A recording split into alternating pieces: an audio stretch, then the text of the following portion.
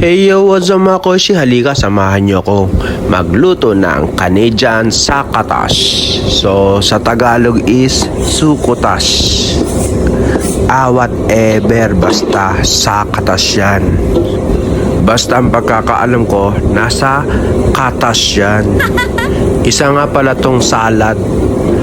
Niluluto siya pero papalamigin din naman. So isulat nyo na nga pala kung ano yung mga sasabihin ko sa recipe nito at mga ingredients na corn, edamame. Actually sa edamame pwede rin siyang samahan ng sitaw.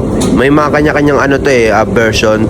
Pwede ding may kasamang okra, pulang sibuyas, mayroon ding puti, tapos bawang, kamatis, red and green bell pepper, parsley, tsaka dahon ng sibuyas, olive oil, tsaka butter. Then salt and pepper to taste. Yun lang, easy, di ba? Kung napapansin nyo, balance lang yung kulay niya. Hindi masyado marami yung corn, hindi rin masyado marami yung mame, hindi rin masyado marami yung bell pepper tsaka green bell pepper.